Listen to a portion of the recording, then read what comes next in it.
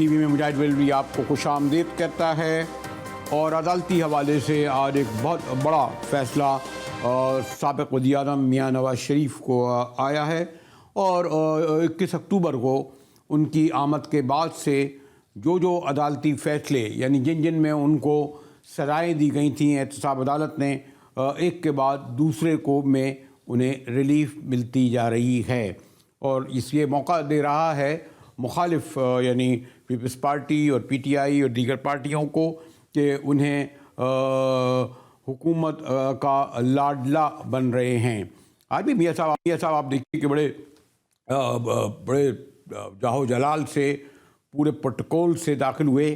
یہی وہی عدالتیں تھیں جہاں میاں صاحب کو ہتکڑی لگی، وزارت عظمیٰ ہی نہیں پارٹی کی چیئرمین شپ سے ہٹایا گیا، اور خاص طور پر جو ایون فیلڈ کیس ہے جس نے بڑی شہرت پائی، احتساب عدالت نے اس کیس میں میاں صاحب کو 10 سال کی سزا دی تھی۔ جی ہاں، 10 سال کی سزا دی تھی۔ یہ اس سے پہلے بھی اور بہت سارے کیسز جیسے میں نے کہا توشہ خانہ کیس سمیت جو ان پہ قائم کیے گئے تھے، درجنوں کی تعداد میں ان کو 21 اکتوبر کے بعد واپسی کے بعد مسلسل ریلیف مل رہا ہے۔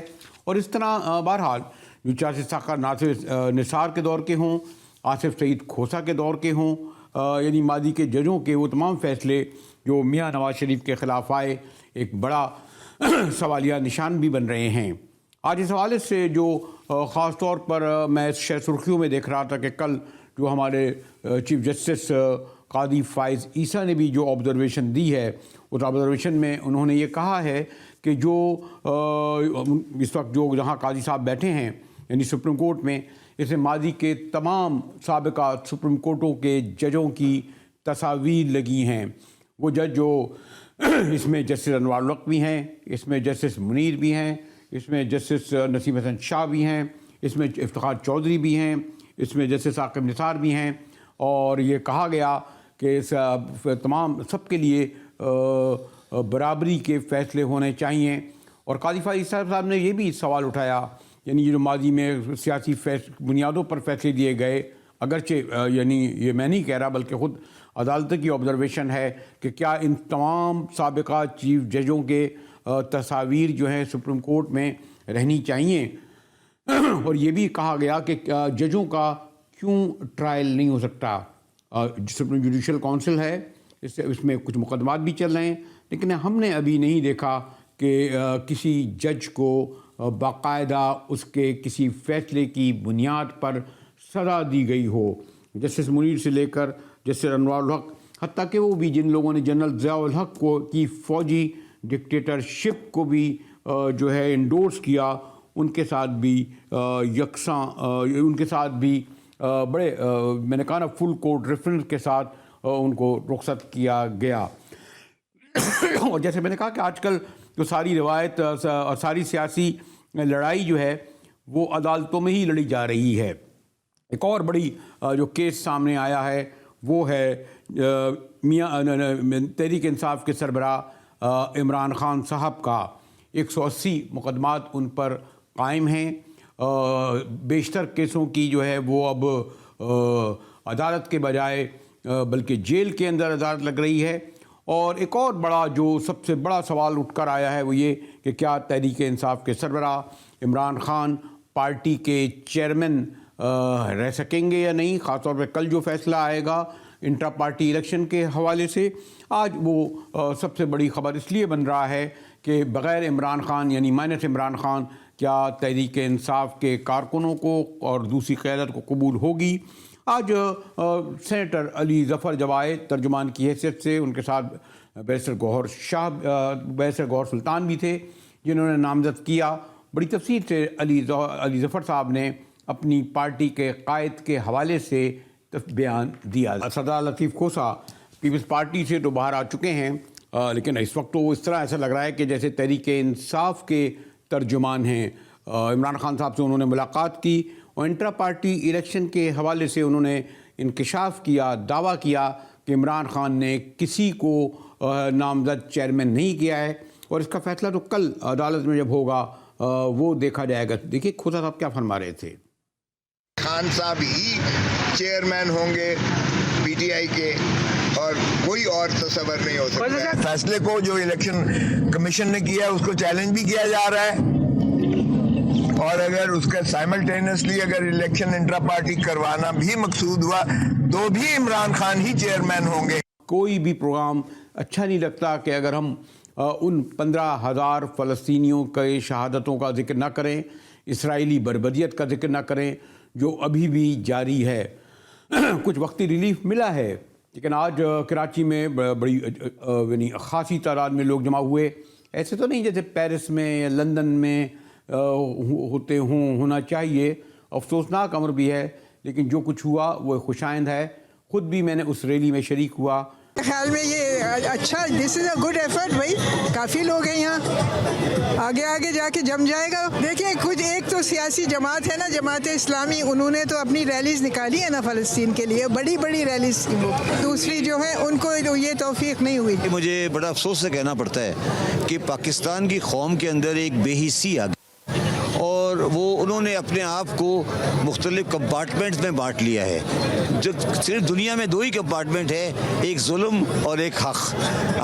ہم ظلم کے خلاف صحیح کھڑے ہونے کی صلاحیت ہمارے اندر کم ہوتی جا رہی ہے. ہم مختلف چھوٹی چھوٹی باتوں میں سامنے آتے ہیں, جو عوام کو ریسپانس دینا چاہیے وہ نہیں دیا.